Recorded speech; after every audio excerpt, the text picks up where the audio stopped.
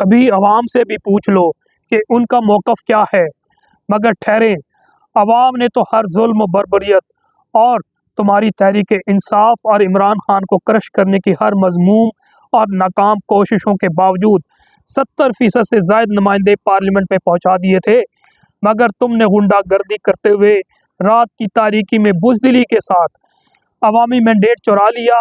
खान इस वक्त 80% पाकिस्तानियों के दिल की धड़कन है, यानी पाकिस्तान की धड़कन है। सुनते थे कि ताकत अंधी होती है और ये कि अल्लाह जब किसी से नाराज़ हो तो लठ नहीं मारता बल्कि उसकी मत मार देता है। अब हम सब कुछ ये होता हुआ अपनी आंखों से देख रहे हैं। अस्सलाम वालेकुम मेरे पाकिस्तानियों, आप देख रहे हैं law and state with advocate Atiqur Rahman Siddiqui. 2-3 रोज़ कबल एक सरकारी मुलाजिम DGISPR जो कि 21वें ग्रेड का मुलाजिम है, उसने प्रेस कॉन्फ्रेंस की और जिस तरह से तमाम मीडिया को इन्होंने कंट्रोल किया हुआ है और कंट्रोल करते हुए तमाम मीडिया में बैक वक्त जनाब कुछ बातें फरमा रहे थे और वो बातें बार बार दोहराने के लिए आते हैं और अक्सर ऐसे मौके पाते हैं जब तहरीक इंसाफ कोई जलसा या कोई एक्टिविटी करने जाती है। 6 अगस्त को सवाबी में तहरीक इंसाफ सवाबी की तारीख का अजीमुशान जलसा करने जा रही थी और मुनक्किद किया और कामयाब हुआ। तो ये सब इस दौरान जनाब तमाम इलेक्ट्रॉनिक मीडिया में वारिद हुए और वो बातें की जो इन पे जो है मैं ज़ेब नहीं देता, इनकी सीट को ज़ेब नहीं देता, क्योंकि जो भी बातें कर रहे थे मेजॉरिटी बातें वो गैर आइनी और गैर कानूनी काम कर रहे थे। क्योंकि अगर वो DGISPR फ़ौज का इदारे के तौर पे कर रहे थे तो उनका मकसद सिर्फ़ और सिर्फ फ़ौज के हवाले से आवाम को बताना था कि फ़ौज क्या कर रही है, बॉर्डर्स पे क्या कर रही है, बैरक्स पे क्या कर रही है, मिसाइल कौन से बना रही है, आगे क्या प्लान है और फ़ौजी हवाले से एक्सटर्नल थ्रेट्स के हवाले से बात करती, ये उनका एम्बिट था। लेकिन सियासत पे बात करना, हुकूमत पे बात करना, पॉलिसी बयान देना, किसी पार्टी को आप कंडेम करना या इशारत-उल-किनायत में उसको इंतशारी टोला कहना, ये गैर आइनी बातें हैं और मिसकंडक्ट की है। तो बहुत सी बातें की, लेकिन 2-3 बातों पे मैं कुछ अपनी राय दूँगा। बहुत बड़ी बातें की जा सकती, लंबी बातें की जा सकती हैं, लेकिन मुख्तसरन पहला इन्होंने जनाब एक बयान दागा जो बहुत इंपॉर्टेंट है कि 9 मई से मुतल्लिक फ़ौज के मौक़िफ़ में कोई कमी नहीं आई। तो मोहतरम, बहैसियत अवाम मैं वाज़ेह तौर पे आपको बता दूं कि 9 मई 2023 पे पाकिस्तानी अवाम का भी मौक़िफ़ तब्दील नहीं हुआ और पाकिस्तानी अवाम मिन हैसुल कौम तमाम तबका सब जानती है कि ये फ़ाल्स फ्लैग ऑपरेशन था। ये आप ही जैसे लोगों ने PDM के साथ मिल के उनको जिनको नाजायज़ हुकूमत दिलवाई गई और फिर 8 फरवरी को भी नाजायज़ फॉर्म 47 के ज़रिए फेडरेशन भी उनके हवाले किया गया, पंजाब भी उनके हवाले किया गया, सिंध भी उनके हवाले किया गया। तो ये सब चीज़ें आप सबको मालूम है कि अवाम का मौक़िफ़ तब्दील नहीं हुआ। किस तरह से इमरान खान साहब जब आपने 25 मई 2022 से लेके 9 मई तक हर हथकंडा नाजायज़ हथकंडा इस्तेमाल कर लिया कि पाकिस्तान तहरीक इंसाफ को ख़त्म कर ले, उनको तोड़ लें, उनके मेंबरान को, उनके सपोर्टर्स को, उनके वर्कर्स को, उनके लीडरान को, लेकिन हर चीज़ में नाकामी हुई। तो फिर आपने प्लान किया 9 मई का और फिर इमरान खान साहब जो कि उम्मत मुस्लिमा का लीडर है, 80-90% पाकिस्तानी उन्हें अपना लीडर समझते हैं। जिस तरह आपने उनकी तौहीन की उस पे आपको माफ़ी मांगती है और आपको मांगनी चाहिए और उसको सुप्रीम कोर्ट ने भी गैर आइनी करार दे दिया, गैर कानूनी करार दे दिया। वैसे तालिब इल्म हमें पता है कि चीफ जस्टिस आमिर फारूक साहब ने भी कंप्रोमाइज़ आके फ़ैसला दिया था, उनका फ़ैसला गैर कानूनी था और सुप्रीम कोर्ट ने 2-3 दिन बाद उनको null and void ab initio declare कर दिया था। तो आप उस वाक़े की माफ़ी मांगे। इमरान खान जो कि वज़ीर साहब का वज़ीर-ए-आज़म है, उनको गले से पकड़कर घसीटना ले जाना, उस पे माफ़ी मांगे और फिर ओवरऑल कौम से भी माफ़ी मांगे और 8 फरवरी को जिस तरह से अवाम का मैंडेट चुरा के चोरों, लुटेरों, डाकुओं, गद्दारों और करप्ट लोगों को दिया, उस पे भी माफ़ी मांगे। पाकिस्तान इस तरह नहीं चल पाएगा। इतना ही काफ़ी है 9 मई के हवाले से। तो मोहतरम, सबको मालूम है कि 9 मई का मौक़िफ़ हमारा भी बदला नहीं है, ना इमरान खान का बदला है, ना PTI का बदला है। तालीम, दूसरा बयान, तालीम, सेहत और साफ़ पानी आर्मी की बलूचिस्तान में मुहैया करने की टॉप प्रायोरिटी है। तो मेरे भाई, ये भी आपका काम नहीं है, ये काम हुकूमत बलूचिस्तान का है। तालीम प्रोवाइड करना, सेहत प्रोवाइड करना, साफ प्रोवाइड देना, रोटी, कपड़ा, मकान की कोशिश करना, ये हुकूमत बलूचिस्तान का काम है या फिर हुकूमत पाकिस्तान का काम है? आप तो मिनिस्ट्री ऑफ डिफेंस एक इदारे के एक आगे झैली इदारा है जिसको फ़ौज कहते हैं। फ़ौज में भी 3 है, आर्मी के अलावा नेवी भी है, एयरफोर्स भी है, वो तो सियासत में इन्वॉल्व नहीं होती। तो आप सियासी बयानात से परहेज़ करें। खुदारा ना आपका काम कारोबार है, ना आपका काम सनत है, ना आपका काम ज़राअत है, ना आपका काम सियासत है, ना आपका काम हमारे तमाम अथॉरिटीज़ इदारों पे कंट्रोल करके चेयरमैन लगा देना है, एमडी लगा देना है, जो आप तेज़ी से कर रहे हैं। वो एचईसी का चेयरमैन हो या फिर एनटीसी का चेयरमैन हो या नेदरा का चेयरमैन हो या फिर पीटीए का और तमाम इदारे, वो आपका काम नहीं है। अवाम इसको देख रही है और इंतहाई गलत, मतलब आप ये कह लें कि अफसोस की नज़रों से देख रही है, डिसअपॉइंटिंग नज़रों से देख रही है। उससे आपका इमेज ख़राब हो रहा है और आपका नहीं हो रहा, पाक फ़ौज का ख़राब हो रहा है। और पाक फ़ौज हमारी है, हम उनको टैक्सों के ज़रिए चला रहे हैं।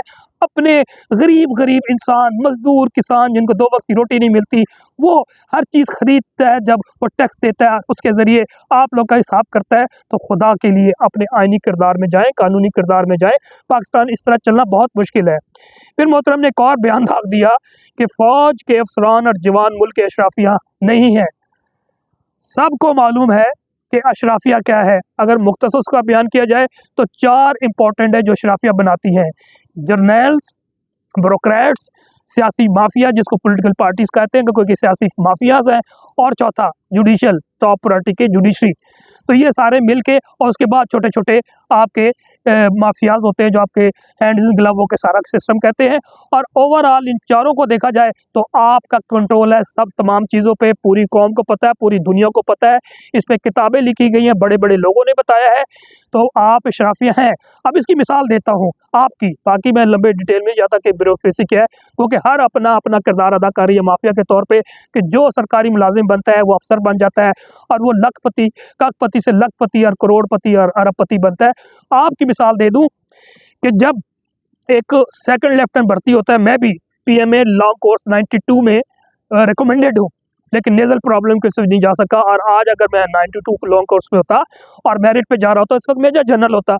तो मैं गरीब की औलाद था, तो गरीब की औलाद कोई सनतकार अपना बेटा नहीं भेजता, कोई जागीरदार नहीं भेजता, कोई जनरल भी नहीं भेजता, कोई ब्यूरोक्रेट सेक्रेटरी लेवल का बंदा नहीं भेजता, कोई सियासतदान मिनिस्टर लेवल का बच्चा अपना नहीं भेजता। तो ये गरीब या middle class, lower middle class से लोग भर्ती होते हैं। और जब भर्ती होते हैं तो मोटरसाइकिल भी नहीं होती, ना उनका बैंक बैलेंस होता है, ना ज़मीन होती है। तो फिर जैसे जैसे आपकी प्रमोशन होती है तो आप फिर पैसे वाले बन जाते हैं। और फिर जब रिटायर तक पहुंचते हैं, आपके पास गोल्फ क्लब खेलने की फैसिलिटीज़ भी होती हैं, जिम खाने भी होते हैं, फिर बड़ी बड़ी गाड़ियां भी होते हैं, पराडे और लैंड क्रूजर भी होती हैं, जागीरें भी मिल जाती हैं, बड़ी बड़ी कोठियां मिलते हैं, 1 नहीं 2 नहीं 3 नहीं 4 प्लाट आपको वैसे मिलते हैं। तो मुख्तसर ये कि बाकी आप लोग कंट्रोल करके, और जितने 15 जर्नलों का हिसाब ले लें तो एक सिर्फ असलम बेग के अलावा बाकी सारे रिटायरमेंट के बाद पाकिस्तान से चले जाते हैं। और दुबई लिस्ट खोल लीजिए, आपको मालूम हो जाएगा कितने जर्नल्स या रिटायर्ड जर्नल्स मौजूद हैं। और सबको मालूम है कि कमर वाजवा का जब एफबीआर में निकाला था खाता, तो उस बेचारे जर्नलिस्ट के साथ क्या किया गया। तो अशराफिया का आप हिस्सा है, और ना सिर्फ हिस्सा है बल्कि आप टॉप के उन अशराफिया में उनको लीड करते हैं। तो ये पूरी कौम को पता है। बाकी रह गई डिजिटल टेररिज्म, तो मेरे भाई तमाम पाकिस्तानी से मेरी इल्तिमास है, आप डिजिटल टेररिस्ट नहीं बल्कि डिजिटल वॉरियर्स हैं, डिजिटल पैट्रियट्स हैं। और आप 24 करोड़ हैं, इनके 1 2 3 नालायकों से, मिसकंडक्ट करने वालों से, सरकारी मुलाजमीन हो या सियासी माफिया हो, इनके कहने से कुछ नहीं होता। आप अपने मगन में रहे, ये डिस्करेज हो चुके हैं, आपको ये शिकस्त नहीं दे सकते। और अभी इससे साथ ही मैं आगे चला जाता हूँ, जिस तरह कल इन्होंने अपने तमाम ये माफिया जो इलेक्ट्रॉनिक मीडिया है उसमें फैलाने की कोशिश की कि इमरान खान साहब ने 9 मई की माफ़ी ले ली। तो 3-2-4 घंटे में सोशल मीडिया या डिजिटल वॉरियर्स ने, डिजिटल पैट्रियट्स ने आपका ऑपरेशन करके बिल्कुल आपको फ्लैट कर दिया और बता दिया कि इमरान खान अपने मौक़िफ़ पे कायम था, कायम है और उम्मीद है कायम रहेगा, क्योंकि 9 मई की माफ़ी आपने मांगनी है और आवाम के साथ जो ज़्यादती की है उसकी माफ़ी आपने मांगनी है, वोटर से माफ़ी मांगनी है, इलेक्शन रिग किया 8 फरवरी को उसकी माफ़ी मांगनी है, आपने सियासत में टांग अड़ाई उसकी भी माफ़ी मांगनी है। आप तमाम चीज़ों से हटेंगे, सियासत के अलावा कारोबार वगैरह से भी, तो उसकी भी माफ़ी मांगनी आपकी माफ़ी बनती है। और आवाम से माफ़ी नहीं मंगवाई जा सकती, ना आवाम माफ़ी मांगेगी।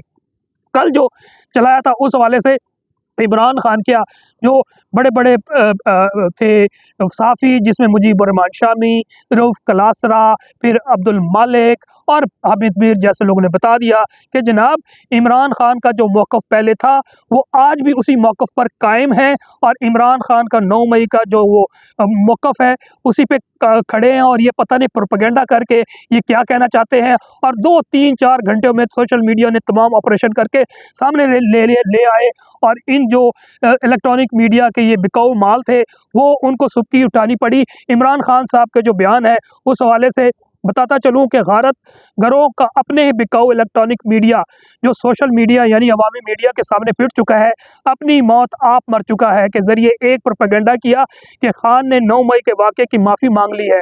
अवामी मीडिया ने ये सब कुछ चंद घंटों में नंगा भी कर दिया और छितरोल भी खूब की। जीते रहो डिजिटल वॉरियर्स, जीते रहो पैट्रियट।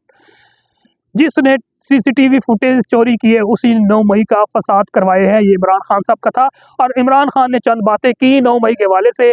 फ़ौज अगर बात नहीं करना चाहती तो ना करे, हम भी बात नहीं करेंगे।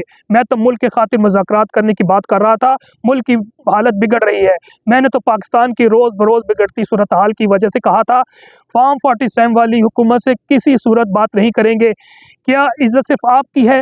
9 मई को मेरे साथ गलत हुआ, मुझे गैर कानूनी तौर पर रेंजर ने गिरफ्तार किया, मेरे वर्कर पर तशद्दुद हुआ, मैं मुल्क का साबिक वज़ीर आज़म हूँ।